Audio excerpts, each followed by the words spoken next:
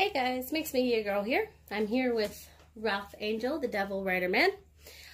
So quite a while ago we started this project with resin painting a guitar.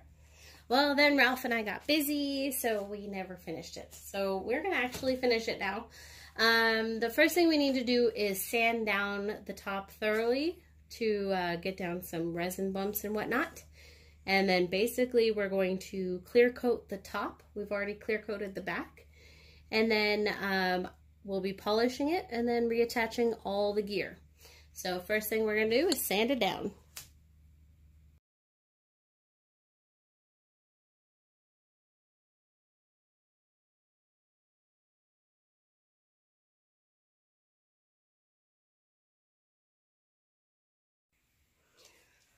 All right, guys. So I sanded this down, and not to keep messing around with it, but for the final time, I've decided I am not totally happy with the color. And also, since we started this project many moons ago, I've gotten a bunch of new colors. So I'm gonna actually put a new color coat on here, do a little bit more on that. And then in this same video, we will polish it and finish it up so it doesn't keep going on for the rest of eternity. I'm using several colors from Cobalt Butterfly, so I'll post those down in the description. A few Stone Coat Countertops colors, and then this is the gold from Just Resin. All materials will be posted down in the description, along with the links for part 1, 2, and 3 of this project. But here we go.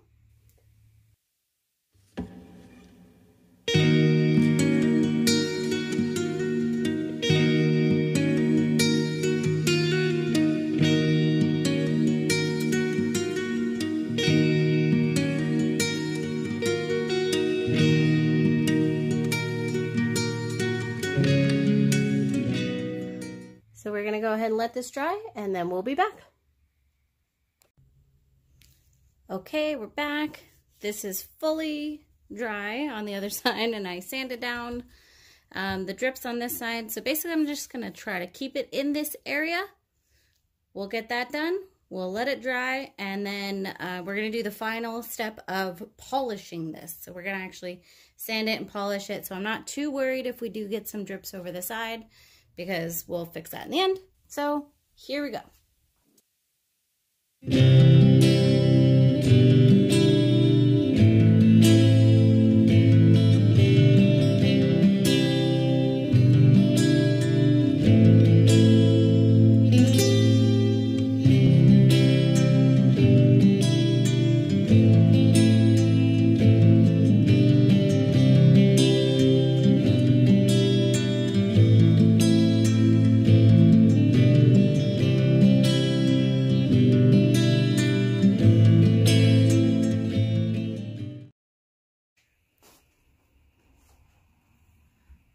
Okay guys, so both sides are fully dry.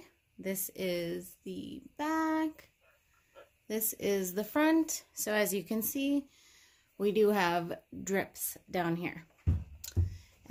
So I need to sand this, and then I'm going to polish the whole thing. Now the good thing is I was just with Stone Coat Countertops, and I got their sanding kit. This is their kit for polishing, and they have the sanding pads that go from 220 all the way up to 4,000. So that is super awesome.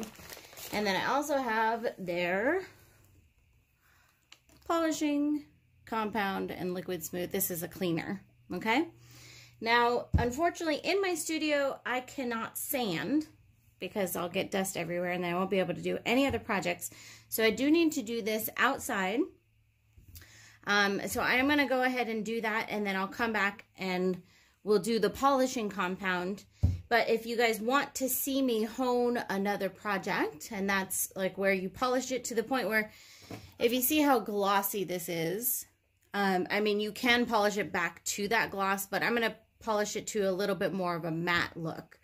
So if you want to see me do that on another video, let me know and I will work it out somehow. It's just a problem because I can't do it in my studio. I don't have a wood shop or anything.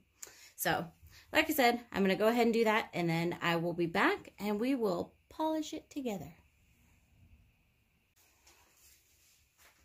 All right, man, that was quite the project. I did go all the way up to 4,000.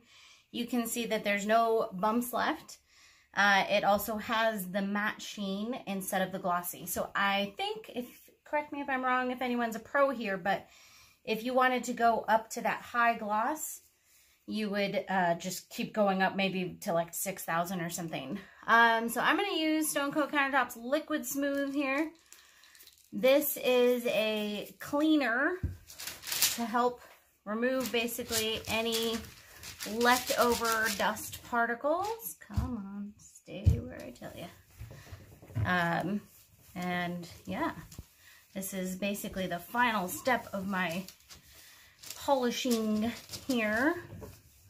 I wanted that matte finish. I definitely did not do this perfect, you guys. Especially, it was really, really difficult getting in all those curves. And there's some parts where I definitely sanded it too much. You can see that initial red layer underneath.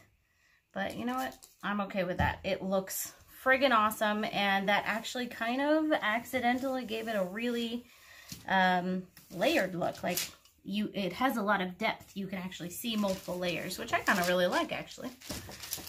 So,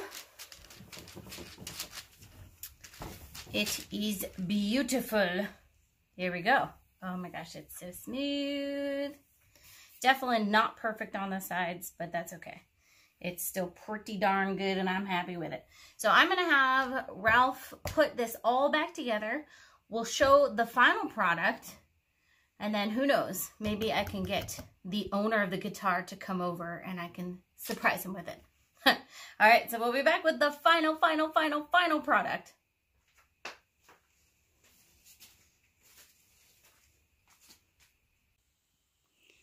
All right, guys, it's all put back together. This looks fabulous. I sadly wasn't able to get the owner here to surprise him, but I did send him pictures and he loved how it came out. I personally love that satin finish. The sides came out better than I anticipated. They're definitely not perfect. But yeah, overall, I am super happy with this. I'll show you the back. So here is the back, which I think I like even more than the front. And I think it had, even though it was a bit of a mess, it had a good continuation between the back and the front. So as far as playability, I think this would have to go to a guitar tech to actually be set up properly. But for now, it is a piece of wall art, which is what it was intended for anyways. And I think it's awesome. So thank you guys so much for sticking with me, especially if you saw the very beginning of this project like a year ago. I learned so much. I made all the mistakes possible, and now I actually know how to do it correctly the next time. So anyways, thanks for watching. I'll see you guys next time.